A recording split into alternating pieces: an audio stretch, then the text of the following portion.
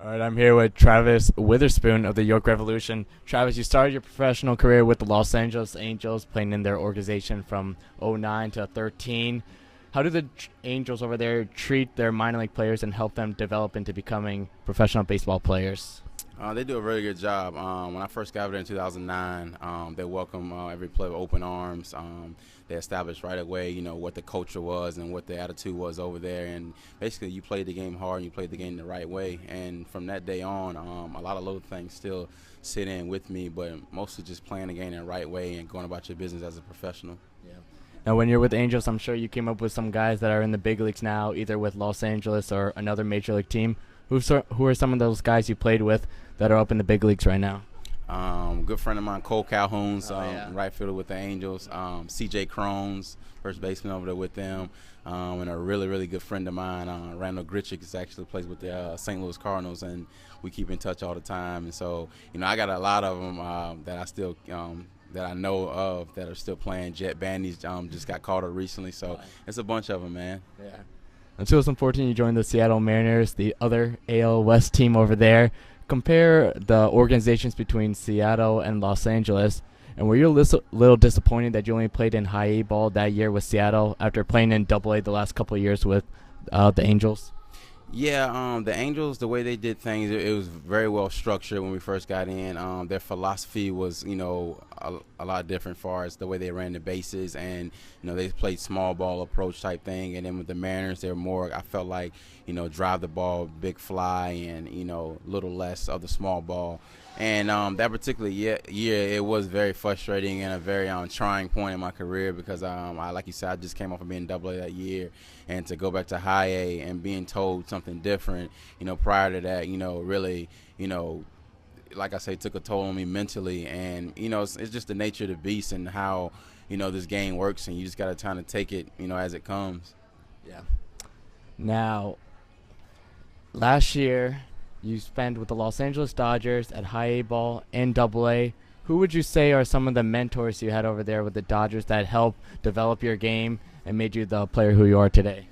I like to give credit to Bill Hasselman, who's the AAA manager in their organization right now. He was my high manager when I was in with the Angels, and he showed me like a professional way to go about my business in a relaxed way of taking the game day by day. Damon Mayshore, who's over there, he's a hitting coordinator, hitting wise. He taught me to just be an athlete and hit and not think so much mechanical about the game.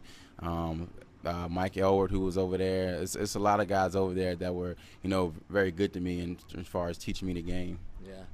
Now, they say baseball is the game of failure. You fail more times than you succeed. How do you persevere through difficulties and adversity, and what keeps you motivated to keep playing even through failures?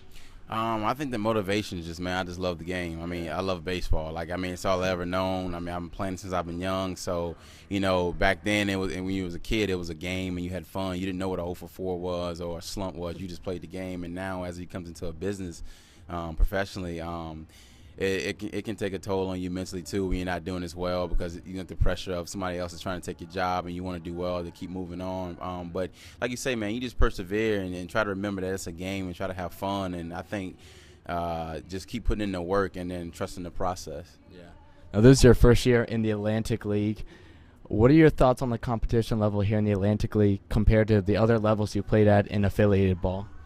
I think it's some really good competition here. Matter of fact, I think the statistics in the league, I think like over 40% of the guys here have major league time. A lot, like 80% of the guys are at Double A or a higher level. So the competition is definitely here. Quality pitching, quality hitting. A lot of veteran guys that know what they're doing. I think it's a great league. As far as a stepping stone to getting back into affiliated ball. Yeah. Now, you started the year with the Lancaster Barnstormers, the cross-rival team of the Revolution. What was your experience there with the Barnstormers? Because I know you had a close-knit group over there, and were you a little surprised when you got traded to the Revolution?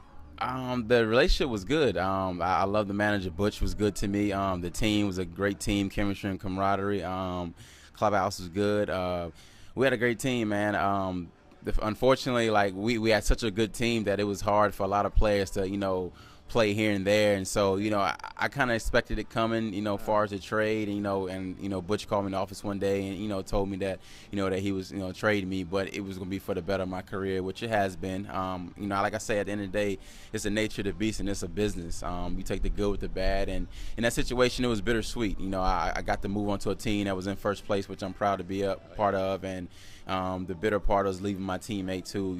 I was, beginning the season with, but it's been good though. Yeah. Now, final question for you. Like you just said, you joined the Revolution. You're playing really well for them, and the team just clinched a playoff berth in the first half, actually against the Lancaster Barnstormers. So, actually, what was that like playing the Barnstormers, and what was that champagne celebration like when you guys knew you're going to the playoffs? It was sweet, man. Yeah. It was nice.